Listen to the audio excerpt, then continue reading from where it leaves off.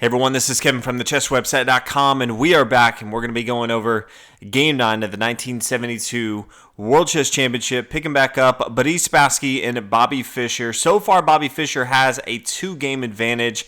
He has won 4 games and tied 2 games. Buddy Spassky has won 2 games early on and is tied 2. So scores 5-3 after 8 rounds. In just Game 8, Bobby Fischer had a really good game with white pieces, playing the English opening, which he rarely ever plays. So in Game 9, Buddy Spassky will have the white pieces. Going to be looking to get back on track since he hasn't had a win in a few games now. So we'll go ahead and get started with pawn to d4, knight f6, pawn c4, pawn e6, knight f3, pawn d5, and then after knight to c3, Bobby Fischer transposes into the semi-tarash. Now, sometimes you may see the regular tarash without the knights here on f3 and f6, but that's really because Bobby Fischer wants to make sure he does not have an isolated pawn. So after pawn takes, if the knight was not here, you may recapture with your pawn here, and it's somewhat isolated. You don't have your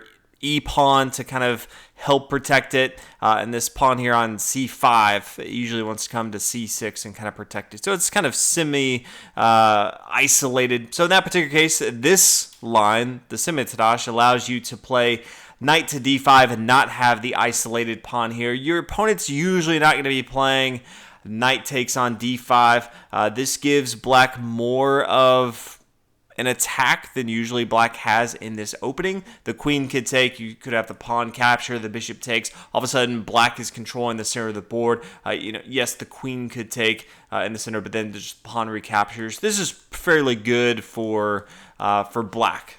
So usually, even if the pawn were to take, this is still probably pretty good. If the pawn takes, the bishop recaptures. If something pawn to e3, a little bit slower from white, you could still see pawn to c4, putting a lot of pressure on white. So in this particular game, as we usually see, white's going to be playing pawn to e4, trying to solidify the center of the board. Just kind of ignore this knight on d5. The knight's going to come down here, take on c3.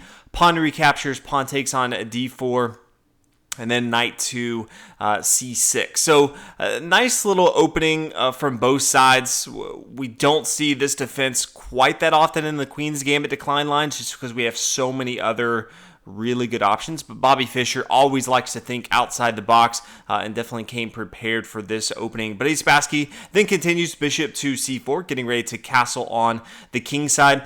And then we see a nice little novelty from Bobby Fischer. It's a move we hadn't seen really in this opening up into this point in 1972, but he plays pawn to b5. If it was me, it makes total sense. Just bishop e7, getting ready to castle on the king side. You're playing a fairly defensive opening. It's very sound, but it's not very aggressive. You're not really looking to counterattack in any crazy ways. But he decides to go and play pawn to b5, and it is somewhat protected. He can't play bishop takes on b5 because there's queen down, a5 check. This bishop's going to fall. So nice little attack here, forcing the bishop to move. Bishop comes back here to d3, and then bishop to b4. So Bobby Fischer, although playing a very defensive opening, still trying to be aggressive in this. So after bishop to b4, a bishop to d2, we do see an exchange on the board, and then pawn to a6, just solidifying this pawn chain right here on the queen side. But Spassky continues with pawn to a4, and then castle on the king side, and then queen to c3. Now, Buddy Spassky would really like to castle on the king side as well, get some king side safety, but he has to be aware that there's a lot of pressure on this pawn on d4. So he correctly played queen to c4, but if he had castled on the king side, it gets tricky. Knight down, taking on d4. The knight recaptures on e4, then the queen swoops in here. This bishop can't really move because as soon as it moves, this queen is going to fall. It can't protect this square in any different way. So pawn could take on b5, bishop here to b7, attacking even this pawn right here, since the bishop's kind of protecting it, but it's not really protecting it because the queen would fall. So putting a lot of pressure on white. You could see a continuation. Now, some of these variations could change depending on how each opponent plays, but these are some of the more optimal moves. Pawn takes on a6, the bishop takes on a6, a rook up here to a3, trying to protect the square here on d3 since it is being attacked. Rook over here, d8, just putting even more pressure on d3. Rook a1, just double barreling here to attack on this queen side, the a file. Bishop b7, starting to attack the pawn now. Rook takes, bishop takes on a8, queen up here to a5. All of a sudden, this is going to be dangerous for white to deal with. Pawn to h6. If there is any sort of shenanigans here, then the king can just come here to h7. Not really where white wants to be in the game. So instead, he decides, okay, I've got a pretty good opening right here. I'm going to go and play queen to c3. Not going to worry about any of the stuff going on with the d4 square, and then just continue from there. Bobby Fischer, bishop to b7, so he's completed his development. Now white eventually will need to castle on the king side. Pawn takes here on b5. We see the recapture and then castle on the king side. Bobby Fischer, queen to b6, just getting ready to prepare the push of this pawn on the b file. If we kind of look from Bobby Fischer's perspective, he doesn't have a lot going on except pushing this pawn. He does have this passed pawn that he can start to push. For Brady Spassky, he can maybe start to blow up some of the queen side on this a file. But other than that, maybe he can start to push on the queen side. But both the king sides are pretty safe. There's not a lot of material that's putting a lot of pressure. Nothing's really going to be coming of this anytime soon. So both sides just trying to find small little things that they can do. Bobby Fischer, pawn to b4 is kind of his only plan right now. Rook to b1 to start to try to slow that down as much as possible. Pawn to b4, queen coming back here to d2, knight up here to d4. We do see an exchange right away, queen to d4. But then the rook can just come back here, take on b4 since it is being protected by the queen on d2. Queen back here at d7. So both sides not really doing anything crazy. They're not getting out of line where we may see some crazy variation that could lead to some complications.